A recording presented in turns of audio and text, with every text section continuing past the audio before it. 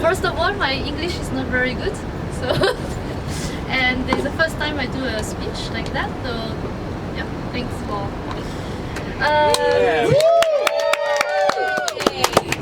So thank you, Jan, because 3 hours ago she was just telling me, oh, my friend is doing telling stories. Are you okay to come? Yes, but just like as a challenge, go on stage. And I say, yeah, okay. But actually, I didn't know that it was true. So now it's true.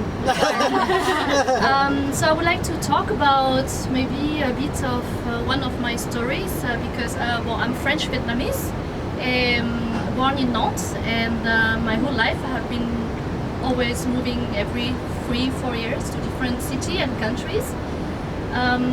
And I have to face the issue of the double identity between Western and Asian. So born in Nantes, but I grew up most of my life in Lourdes, a Christian little city of 60,000 people. So I'm a countryside girl. And my parents run, like all the Asian parents, restaurants, Vietnamese, Thai and Chinese, like yeah. So that's what because they don't have diplomas, so they just do restaurants, and they always have these exciting envy of jumping to a city to another city. So when the business is running well, they just want to do more, better.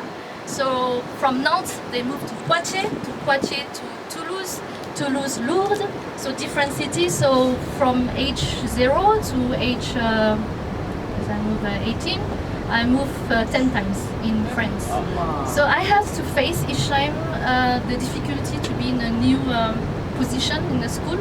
So I was like, each time like, okay, I have 2 brothers and 1 sister, four kids, have to really face this situation to be flexible and to always, again, you know, when you are kids, you have to go out of your comfort zone because your parents, yeah, you just follow. So each time was like, I was at school and I just in the middle like that, very shy, and this teacher was saying, okay, we have a new person. So every 4 or 5 years I would be like that. So to go to school and be new, unfortunately, it was not very easy for me because as an Asian, and it's the place where we went was only Western people, so I was bullied. So in France I have been bullied a lot, but I managed to always find my place where I was, and that's how you grow actually, and then you become flexible and so on. So my parents always, Vietnamese traditional, teach us how to be hardworking and be honoring principle and things like that. So just, it's okay, just move on with the life and so on, and always having good score. And you know, Asian parents is, you need to be a doctor, huh? Everyone needs to be a doctor. No boyfriend, huh? Until 18. So everyone, each time a guy comes to me and he asks my number, I give them a wrong number because I was so scared. No, my dad will really be so bad with me. And they say, "You're a bitch. Why do you give him a number for? Why he call at home?" So I was like that. Oh, okay. Anyway, so having said that, just like the flexibility and the fact that okay, you live like that with the parents and then you just follow. It's fine.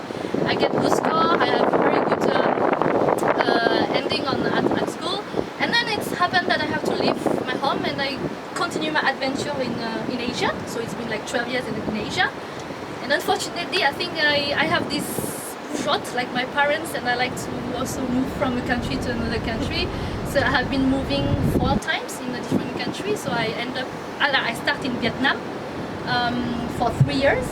Then after from Vietnam I went to Shanghai, China, and Shanghai to Singapore. Shanghai was 2 years, Singapore 1 year, and Hong Kong was until now is 8 years already. But in between, for each city, I was also moving inside the city 2 or 3 times.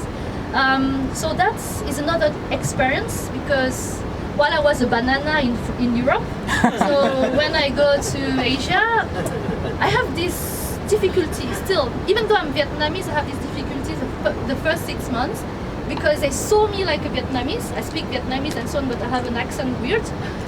But then I'm French. I'm quite French. I'm very straightforward. I'm bold and so on.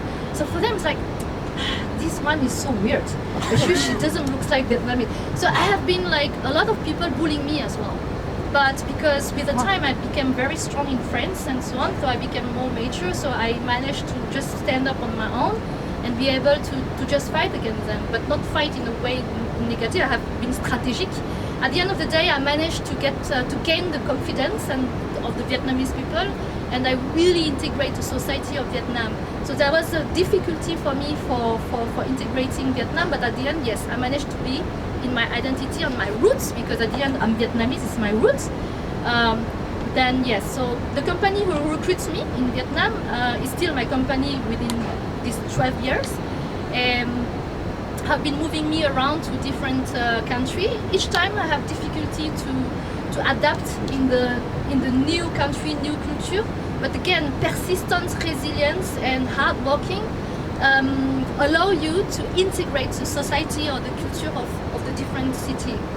So at the end of the day, what I wanted to say is that yeah, it's a perpetual journey which never ends, but there is no conclusion, there is no ending, because every door which closes is always a new door.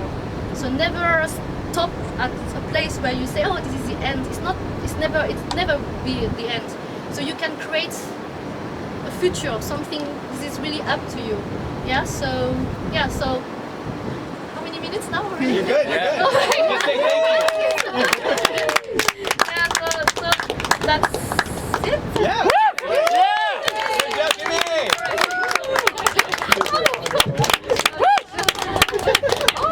Let's give another round of applause for Kimmy. Yeah, for storytellers, whenever you're ending, whenever you finish, just say thank you. Yeah, just say thank you, that's it. You've given us a service by allowing us to listen to you, so just say thank you, you're good to go. All right now we're going to take, we'll have a little intermission, 10 to 15 minute break, and then we'll come back with another two.